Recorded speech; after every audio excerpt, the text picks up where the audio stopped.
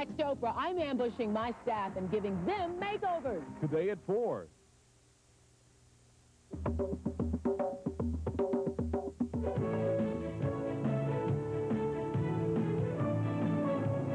Now, from the #1 news team in Atlantic, Canada, this is ATV News 1 with Bill McKay. Good afternoon, everyone. Day 2 of O.J. Simpson's preliminary hearing about to get underway out in L.A. We'll have an update for you in just a moment. Also coming up on News 1 this afternoon, a first for Ottawa, retiring an admiral who spent most of his career behind a desk. From our medical file today, researchers take an important step in preventing heart disease, and a potentially deadly virus shows up in BC. That and how to stay safe in a summer thunderstorm. But first, Happy Canada Day, everyone. The celebration kicked off early this morning with the singing of O Canada by the choir of the Nova Scotia International Tattoo on the steps of City Hall.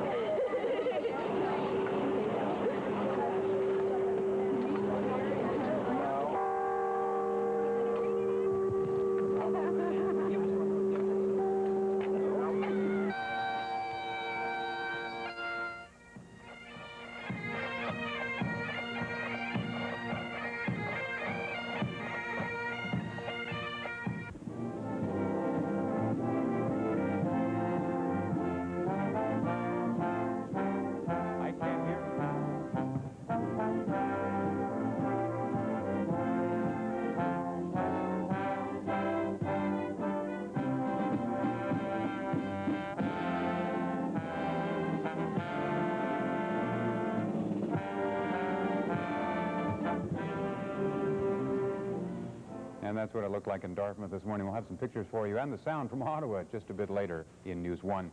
A very different sort of Canada Day celebration planned in Prince Edward Island. Union representatives, welfare recipients, and other organizations will gather on the lawn of the PEI legislature at 3 o'clock this afternoon to protest the Colbeck government's cutbacks, but it doesn't end there. The group plans to pitch tents and stay the night, and tomorrow as well. A candlelight vigil is planned for 11 o'clock tonight. A 32-year-old Summerside man was rushed to hospital in Charlottetown early this morning.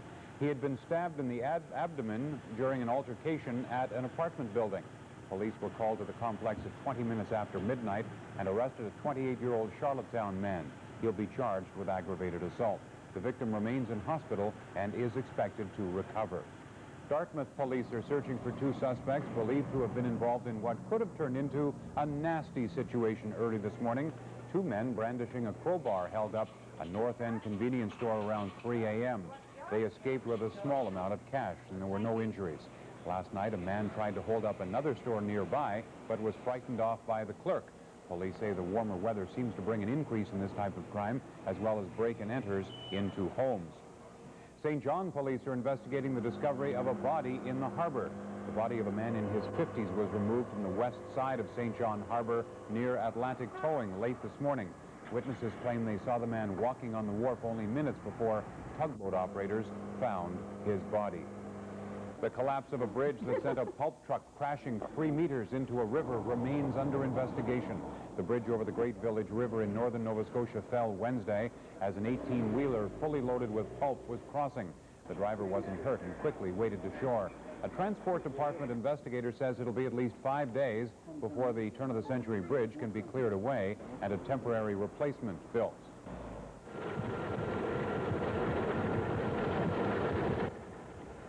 Navy officials say all 3 Sea King helicopters involved in a recent 4-nation naval exercise broke down. Some sailors commenting the helicopters' problems underscore the need to replace the Navy's 30 Sea Kings, some more than 30 years old. Defense Minister David Collinette has said the Sea Kings are fit to fly until the year 2000. In April, 2 crew members were killed when a Sea King crashed into a hillside near St. John after a fire broke out in flight. And last week, a Sea King on a training flight near Halifax made a precautionary landing when its transmission broke down. Major General John McGuinness is returning to Halifax tomorrow. He has served 1 year as the Deputy Force Commander of the United Nations Protection Force in the former Yugoslavia. A UN spokesman, says McGuinness made a tremendous contribution to the mission. If your idea of retirement is a party and a watch, you should see the sort of ceremony the Navy stages when one of their own wraps up a career. Now, Maritimers are more familiar with this sort of pomp and circumstance than they are in Ottawa.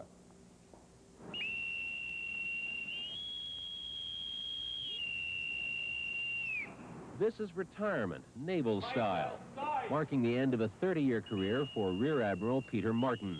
And Martin's last day included a symbolic last boat ride. It's a long-time naval tradition, common in places like Halifax, but a first in Ottawa, which may explain this. That might have been a flogging offense at one time, but the oars did get sorted out, and the Admiral was off on his honorary journey. And though much of his career was spent behind a desk rather than at sea, for Peter Martin, there was no better way to close out a career. It's really an honor. It is a tradition that goes way back in the Navy, and it never occurred to me that here in Ottawa, I can understand that happening in Halifax, but it is very special for me.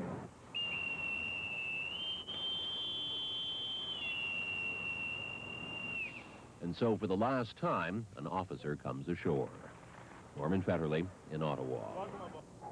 World News now. Yasser Arafat has arrived in Gaza City, ending his 27-year exile.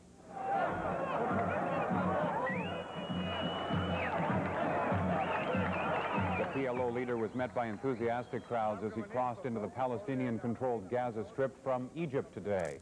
It's his first trip to Gaza since 1967, when he paid a secret visit just after Israel captured the territory. Not everyone is welcoming him with open arms, however.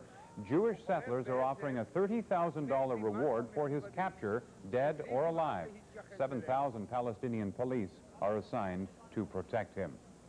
A test flight has ended in disaster in France. An Airbus A330 crashed and burst into flames shortly after takeoff yesterday. All 7 crew members were killed. The twin-engine plane has been undergoing testing since October.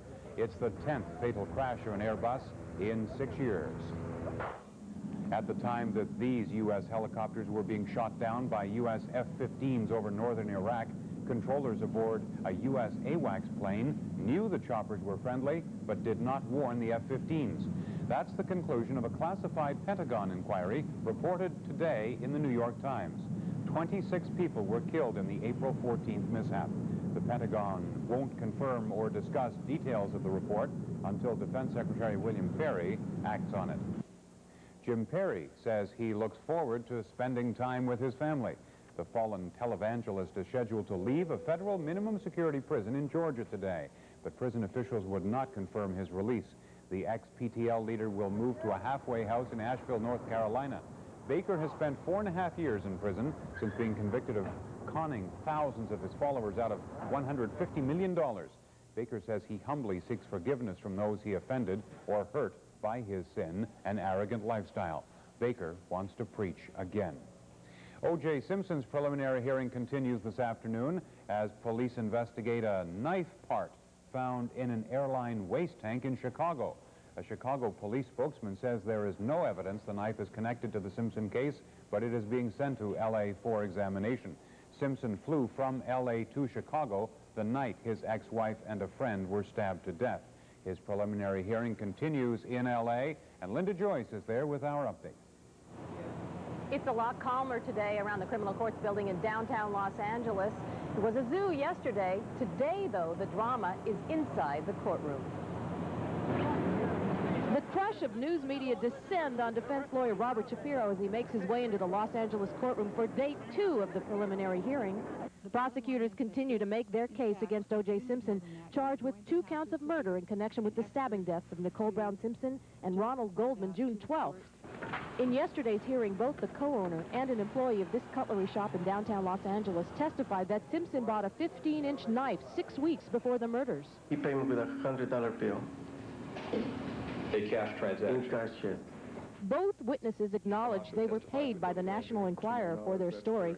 Prosecutor Marcia Clark says that payment should not undermine their testimony. With respect to most of these witnesses, however, they've already given statements to the police long before they speak to any tabloid, so they're on record as already having been very truthful and very open about what it is their subject of their testimony is about.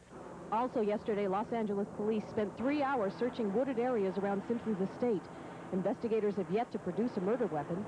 Still to be decided, the defense motion to suppress evidence. Shapiro says the search at Simpson's home just hours after the murders was illegal.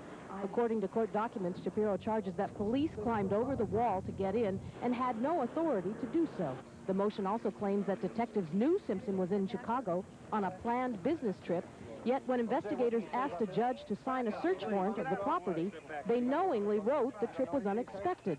Evidence Shapiro wants suppressed includes a man's leather glove, which matches a glove found at the crime scene, and blood samples leading from Simpson's Ford Bronco to the house.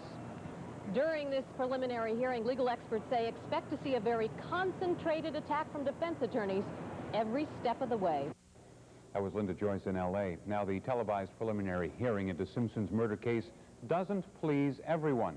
A large segment of the TV audience is upset that some of their favorite soap operas don't make it to air. Bob Worley has their story. Don't watch them all day. And I'm kind of disappointed when the news comes on and I can't find out what happened yesterday. Have you published or co-authored any articles? O.J. was on 3 different networks. In Independence, residents of the Heritage House retirement apartments watched what there was. This set's on cable, but the sets in apartments here aren't. So a resident who's not interested in the hearing has only 2 or 3 other channels to choose from. Why put Simpson on all the networks, says one. Or just have one channel that could be news all day long. If you want the news, turn on this channel and you'll get it. Meanwhile, back at the station... Well, ma'am, this is coming from the network. This is not something that we are doing locally, so at this point we don't have any choice but to carry it. Channel 9 says it fielded about 300 calls from grumpy viewers who missed All My Children and other favorites. Prior to being employed... At Heritage House, they actually saw some similarity between the Simpson proceedings and a soap opera. I think the media has made the Simpson trial a circus. If I'm to watch a circus, I'd rather be watching my soap. Now, there's a perceptive thought. That story by Bob Worley in Independence, Missouri. Coming up on ATV News 1 from our medical file, a new potentially deadly affliction surfaces in B.C., and heart disease researchers in Montreal make an important discovery. Until we know who has faulty genes and who doesn't, obviously we can't do the appropriate testing or the appropriate therapeutics. Details when News 1 continues.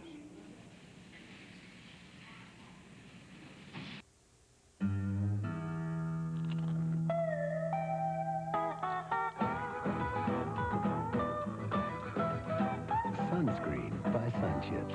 Genuine Sun Chips multigrain snacks. They're like nothing else under the sun. In reality, times have changed, and Levi's jeans have changed right along with them. Oh, there'll always be a place for regular fitting Levi's. It's called Mark's Work Warehouse. But now there's something new. New Levi's loose fitting jeans, a more realistic way to fit in with the world.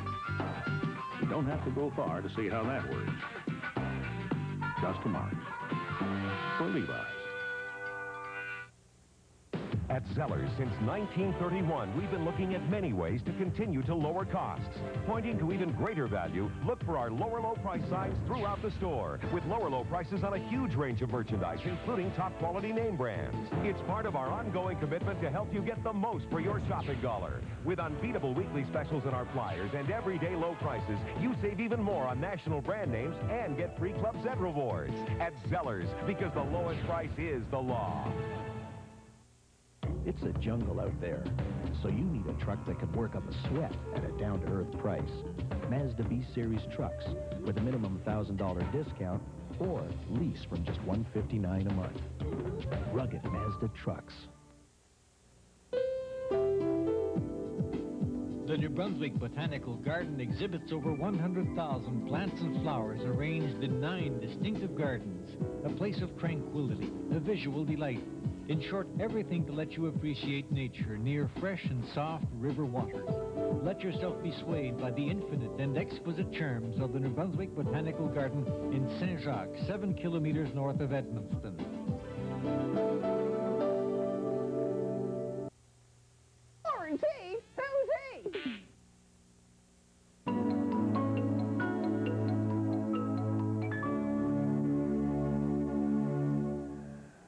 Researchers in Montreal have made a discovery which is an important step in the prevention of heart disease.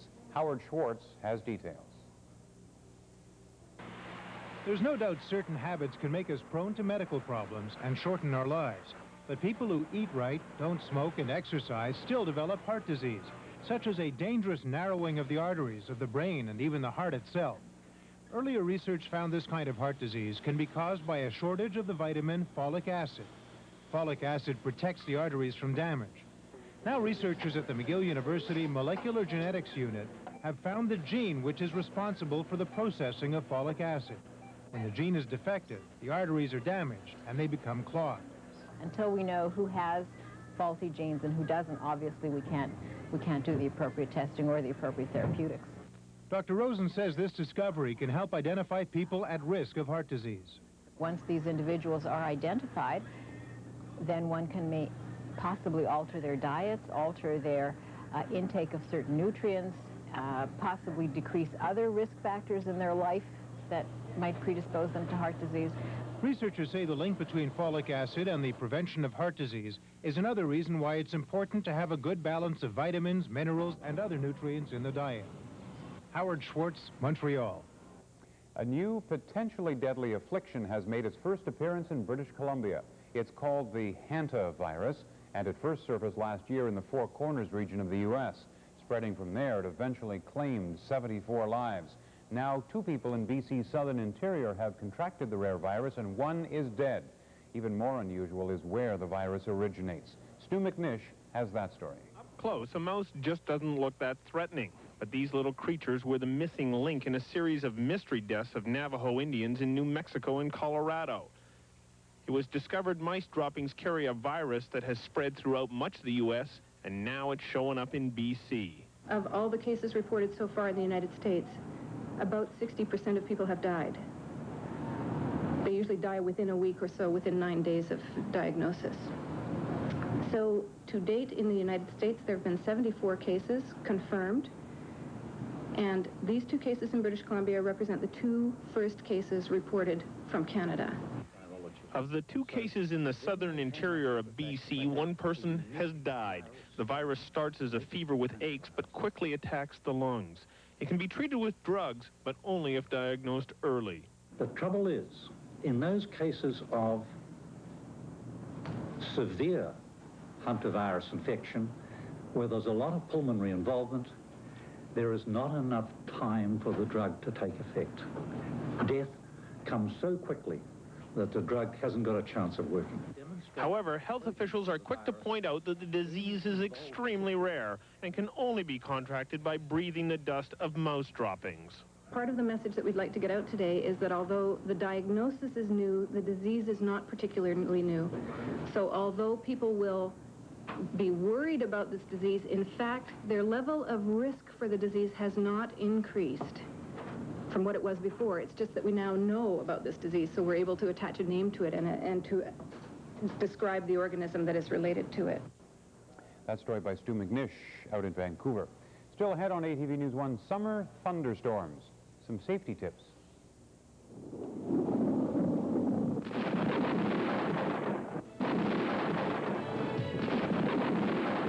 When we come back.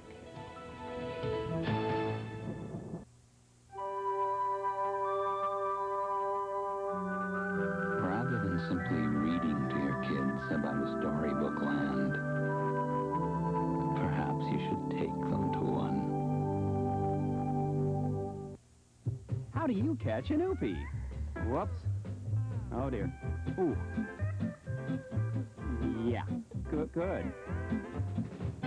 The only sure way to catch an oopie is with KFC's newest Mega Meal. Now get 10 pieces of chicken, family-size fries and gravy, family-size taters, and more. Large coleslaw, large macaroni salad, rolls, and your oopie ball. KFC's 10-piece oopie Mega Meal. At only $19.99, it's quite a catch. Sheesh. From sunny Australia, Austral canned fruit in light syrup or pear juice, plump golden apricots, delicious canned pears, clean peaches. Austral, a favorite in Atlantic Canada for over 60 years. Brought to you by Creighton's Limited. Austral Just Fruit is just that. Fruit packed in pure pear juice. Just 49 calories per 100 milliliter serving. Austral, brought to your favorite grocery store by Creighton's Limited. Serving Atlantic Canada since 1875. Fill your summertime with a good time in Summerside. Enjoy our heritage, our waterfront spectacles, and our festivals. A summertime good time. It's a sure thing in Summerside, Prince Edward Island. The 1994 Lumina van from Lounsbury's has the features you need and the convenience you've been looking for. Enjoy ABS brakes, a 3.1-liter V6 engine, driver's side airbag, and more, priced as low as $16,999. Or you can lease for just $297 a month. Details in store. There are 35 Lumina vans branch-wide, and that means the best selection is yours right now. The price, selection, and quality of the 94 Lumina van help make it simply the best choice. Try one today at your nearest Lounsbury Chevrolet's Geo Chevy Trucks dealer.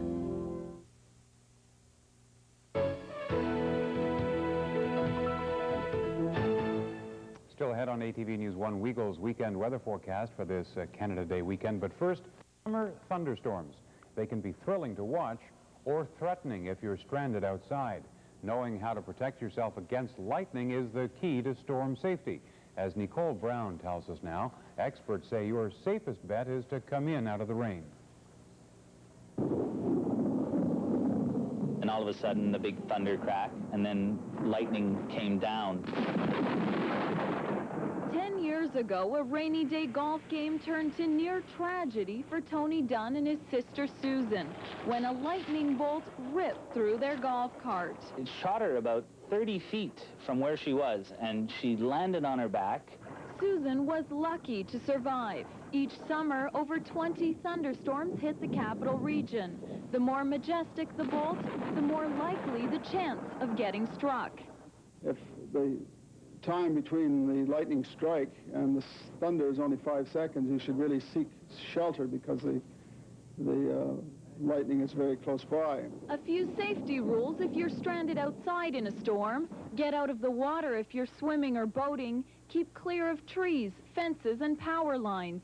Your best defense is in a car. If all else fails, stay low. Don't lie down flat on the ground, but rather kneel with your hands on your knees and your head bowed forward. Inside the house and feeling safe? Not until you close all windows and doors. Disconnect electrical appliances. Keep out of the shower and off the telephone. With the first sign of threatening weather, experts say to drop what you're doing and head inside, no matter how good the golf game. A story by Nicole Brown in Ottawa. Straight ahead on News 1, Weagle's Canada Day weekend weather forecast when News 1 returns.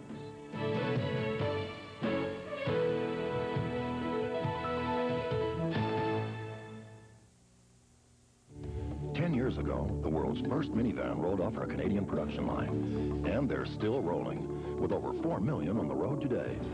That's why your Atlantic Chrysler team is celebrating Magic Wagon's 10th anniversary by offering the safety and value leader. Loaded with great features like dual airbags, side impact beams, air, automatic, and more at this great 10th anniversary price.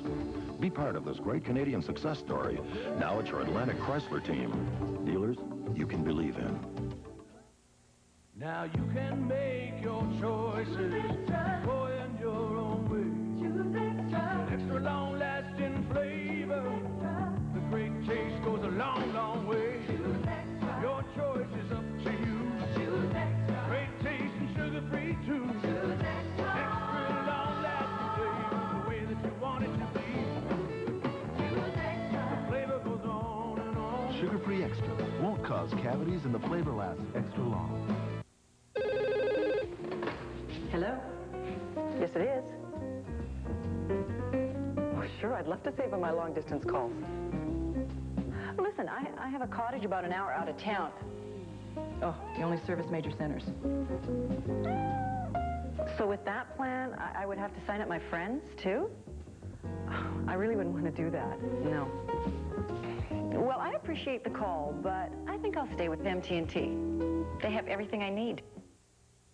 2 for 2 for 222. 2 for 2 for 222. 2 for 2 for 222. 2 burgers and 2 fries for $2.22 all day, every day at both Greater Moncton Burger King locations.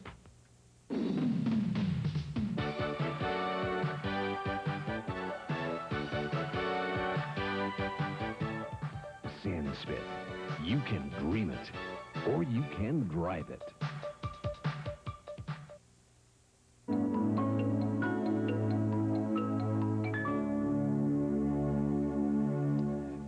Holiday weekend is well underway. How about the weather forecast? It looks pretty good, Bill. In fact, it'll continue the same as we've seen all week. Hazy sunshine, a few scattered showers, but brief for sure. But yeah, very nice for the celebrations right around the region. Good. Clear skies tonight for fireworks? Yeah, but the fog will roll in just about the time that the fireworks will start, so it'll be sort of touch and go in some areas. But yeah, hopefully it'll hold off until fireworks are over. Happy Canada Day. Yeah, happy Canada Day. And have a Bill. great weekend. You too. Take it away. All right, let's take a look at the big satellite photo up over North America. And we can see we've still got some scattered cloud because of a trough extending down the eastern seaboard. In fact, for the most part, it's pushed off the eastern seaboard, but a fair amount of scattered cloud extending through our region right up into Newfoundland and Labrador, continuing to push off into the northeast up into Labrador and Newfoundland. But we're still seeing some scattered showers here and there, but for the most part, hazy sunshine right across the region. Some clear skies back to the northeast a bit further, and that'll push in for tomorrow. Drier air for tomorrow means a little bit more sunshine across the region, and the fog should burn off quicker tomorrow than it has today. Back to the west farther, another system pushing into Quebec and a cold front sweeping through southern Ontario. Clear skies through Manitoba and Saskatchewan, and another system pushing into Alberta. Here's a close-up of our region, some scattered clouds, some showers in the enhanced areas of the map. And if we put the satellite loop into motion, we can see for the most part, it's all sweeping up to the northeast. Clear skies in behind that, and that'll be our weather maker for tomorrow. So the overnight forecast looks pretty good. Fog will roll in overnight, but mainly cloudy periods right across the region, and warm temperatures again, 15 to 17 degrees right across the region, and a warm southerly breeze again from the southwest at about 20 to 30 kilometers an hour. For tomorrow, we start off with hazy sunshine for the most part in northern New Brunswick, but we'll also have mainly cloudy periods across the rest of the region. It'll burn off, though, during the day, and we'll see mainly sunny skies right across the region. Very warm temperatures tomorrow, up to 29 in Fredericton, high 20s right across the region. And that's your weather. Have a great weekend. Bill. All right, thanks, Steve. Coming up tonight on Live at 5, a special Happy Birthday edition with Canada Day celebrations from across the Maritimes.